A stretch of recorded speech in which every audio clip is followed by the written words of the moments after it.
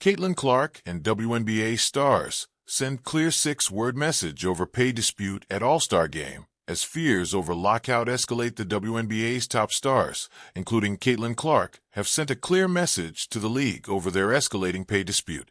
The two were locked in talks on Thursday over the renewal of the collective bargaining agreement (CBA), which runs through until the end of the 2025 season. However, they are understood to have gone disastrously, with players left outraged over the discussions, which included a salary increase. There are now fears there may be a lockout ahead if the players fail to agree on fresh terms for the next campaign. They then held a meeting on Saturday morning, where they decided to wear shirts to the WNBA All-Star Game the next day. And that message was clear for all to see on the black t-shirts during the warm-ups, with writing saying, "Pay us what you owe us." Clark was joined by the entire 24 All-Star roster in sending the defiant statement to the league, which has been widely supported. Washington Mystics star Brittany Sykes held up a sign that read, "Pay the players," following the game. Meanwhile, the crowd also roared the same 3-word message at the end of the tie while WNBA Commissioner Kathy Engelbert was talking. All-Star captain Nafisa Collier insisted the players were taking the CBA battle very seriously. "We have the most participation in league history. I think we had close to 40 players in our league meeting," Collier said.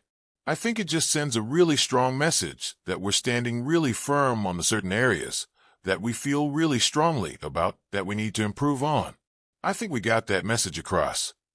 It is understood the WNBA are reluctant to give the players such a high pay rise, along with larger share of the revenue. It is hoped a deal will be struck before October, but any delays could affect the following season if talks aren't completed. "I think the meeting was good for the fact that we could be in the same room as the league and the board of governors and that type of thing," said New York Liberty star Breanna Stewart. "But I think, to be frank, it was a wasted opportunity.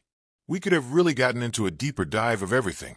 But there was a lot of fluff that we couldn't get past, and it sucks because situations like that aren't going to happen again because players are playing for different teams and different league.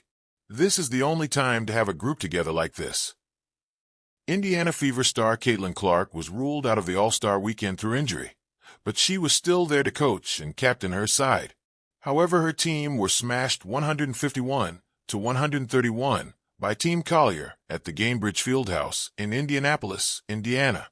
"Yeah, I think for myself that was the best part of the meeting, being in the room, and there's over 40 other players in this league," said Clark. "I'm sure a lot more would have loved to be in there if they were in Indianapolis. And I think that's the most powerful thing is all the girls from across the league just being in that room together. Like she said, we should be paid more. And hopefully that's the case moving forward as the league continues to grow.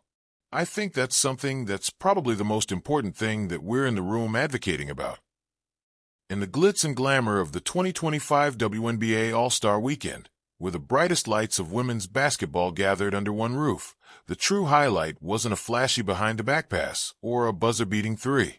It wasn't the packed arena, the record-setting television ratings, or even Clark's jaw-dropping logo shot. It was a 6-word statement that echoed louder than any cheer or scoreboard tally. Equal play, equal pay. Now, not someday. Worn across warm-up shirts, etched on sneakers, and reverberating through press conferences, that message wasn't just a protest, it was a call to action. And leading that charge, both in voice and symbolism, was rookie phenomenon Clark, standing arm in arm with veterans like Nafisa Collier, Aya Wilson, and Breanna Stewart. The All-Star Game became more than a celebration of basketball. It became a rallying cry against systemic inequity. The storm before the statement. The tension had been building for months. Whispers of a potential lockout had begun to surface as WNBA players and league officials found themselves increasingly at odds over issues of compensation, benefits, and respect. While the league had made strides in recent years, expanding charter flights, improving salary slightly, and growing media presence, it still paled in comparison to the NBA's structure. The revenue gap was understandable, the treatment gap was not. As the CBA, collective bargaining agreement, neared expiration, players grew more vocal. Social media campaigns, with hashtags like #Fairball and #WNBWeDeserveMore picked up steam. The All-Star Game, watched globally, presented the perfect opportunity to unify that voice. Caitlin Clark, rookie, star revolutionary. Caitlin Clark had long been the face of change in women's basketball. From her record-breaking college career to her status as the WNBA's most talked-about newcomer, Clark didn't just bring talent. She brought eyes. Sponsorships, international viewership, attendance records all surged with her arrival. But fame didn't insulate her from reality. Even with all I bring in, my rookie salary is still less than what bench players in the NBA G League make, Clark said at the All-Star Media Day. This isn't about me. It's about all of us. Her words weren't scripted. They weren't cautious. They were raw and real. And when she stepped onto the court wearing sneakers emblazoned with "now, not someday," fans knew this All-Star weekend was going to be different. Locker room unification. Behind the scenes, something special had taken root. The players, often divided by team loyalties and competitive fire, had begun to meet. Privately, in hotels, over Zoom calls, and in group texts, they coordinated. "We talk strategy like we do for games," said Skylar Diggins-Smith. "But this time, the game was our future." Led by the Players Association and voices like Chiny Ogwumike and Alicia Clark, players planned every detail of their statement. From the unified warm-up attire to coordinated post-game interviews, they were in sync.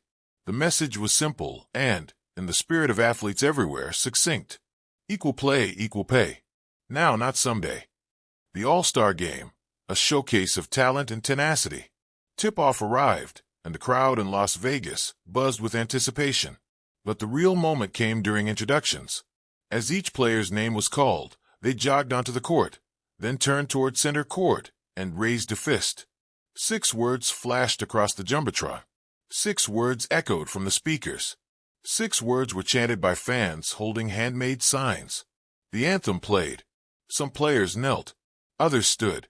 But all stood united in purpose. The game itself was a thrilling display of skill. Caitlin Clark dazzled with no-look passes and deep threes. Aya Wilson dominated the paint. Sabrina Ionescu rained triples. But even the ESPN commentary crew couldn't avoid the obvious shift in tone.